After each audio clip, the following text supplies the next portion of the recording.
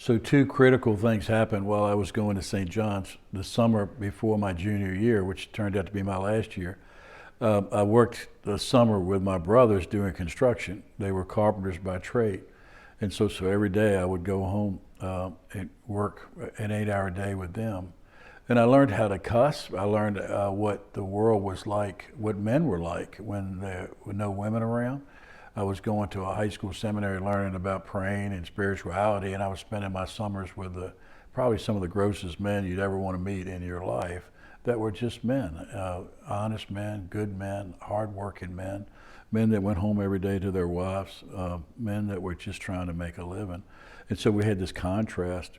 At the end of my sophomore year, I met this wonderful woman in a bowling alley, Azalea Bowl. Azalea Bowling Alley is long gone. Azalea Mall is long gone, but I was playing pinball, and this beautiful woman walked in, and we exchanged numbers, and we kept in contact my whole junior year in high school. Her name was Karen, and so it was really different again to spend my summer with a bunch of men and then go to a seminary and be on the phone with her while I was at school, supposedly discerning about the priesthood. And so there was a lot of different things going on in such a short amount of time.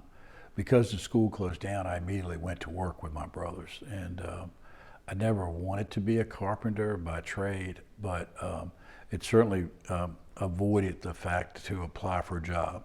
I certainly learned how to do carpentry work. I certainly learned how to get in shape.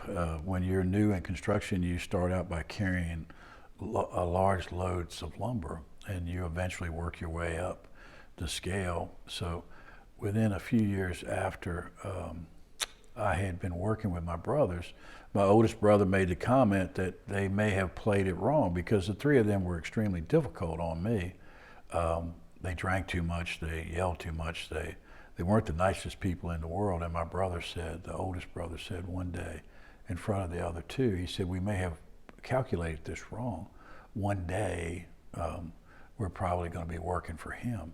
And because this person, Karen, that I had met in high school, her and I decided to get married when I was 18 years old, and she was 19.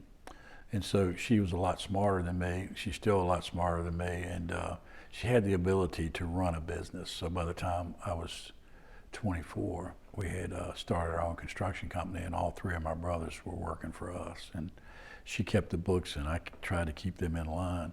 I had this deep respect for them. They were all good at what they did. They weren't good business people. They weren't good with the public. They certainly weren't good around other people, but they were excellent at what they did. So the journey began. Newly married, had our own business. We had already bought our first house when I was 19, and we sold that house and built the house we live in now when I was 24.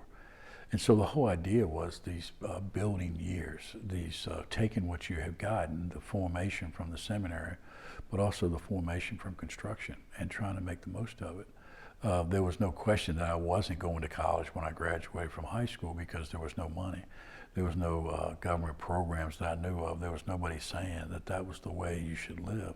And so I picked up the fastest thing that I could pick up and try to get as good at it as I could so that I could provide for my family. By the time Karen was 25, we had our first child, and by the time she was 27, we had our second. Being a father, working in a construction company, everything seemed to be going along, except I became more and more distant from church. Church to me was something that happened on Sunday. We were going to Our Lady of Lourdes Church, and for me, it was so foreign from the experience that I had in the seminary.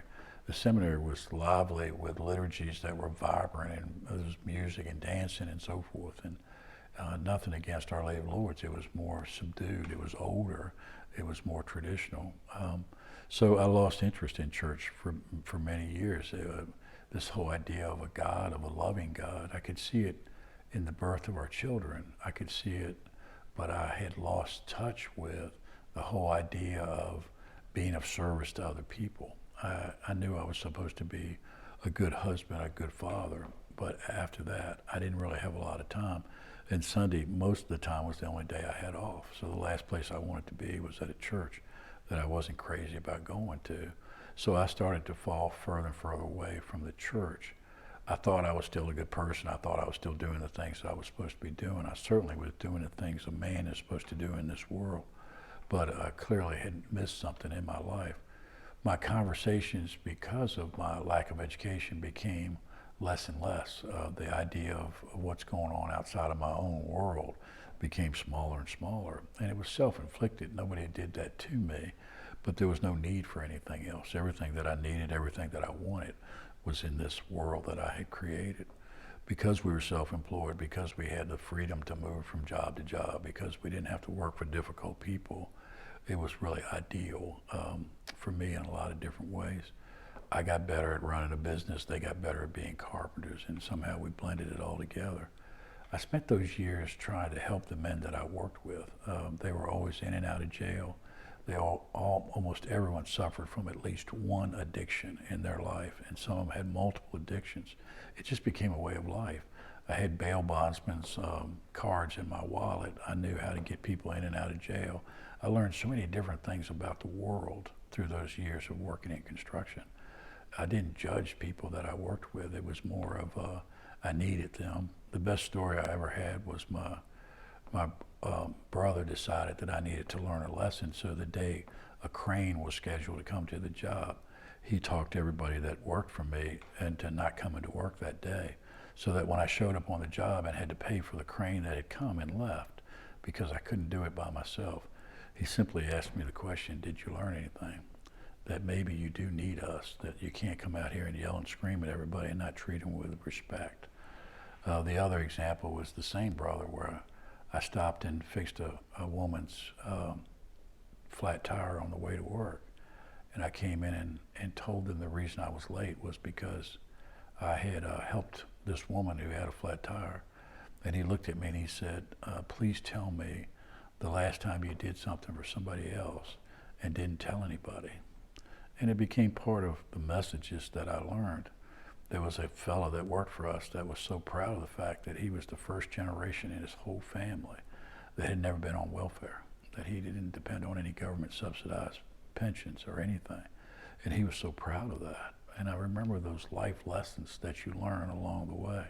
How to be a father, how to be a husband, how to get along in the world, how to really work hard and try to accomplish the things that you want to accomplish. My communication, my vocabulary, my lack of vocabulary had turned into a series of grunts. I could answer just about any question with a series of grunts, both at the work and at home. My kids would ask me a question and they knew what each grunt meant. The idea of talking, the idea of being present, the idea of being of service to God's people was not something that was part of who I was. It wasn't until after all of that the world changed for me dramatically. And so those were great years. They were great foundation years. They were great in so many ways because they really did make me appreciate being in the world, of being part of a world that's very normal, that has a lot of ups and downs. It has joys, but it's a lot of sadness as well. And it's really a time of being more unreflective about where I was going and what choices I would make about my future. So they were good years and they were challenging years during that. And if you work in construction long enough, you know that you have good years and you have bad years. And when you have bad years, it takes a lot of good years to make up for the bad years. So a lot of ups and downs, a lot of pressure on us financially, and it put a lot of pressure on our relationship. But for the most part, there was this lack of purpose in life during those years. Amen.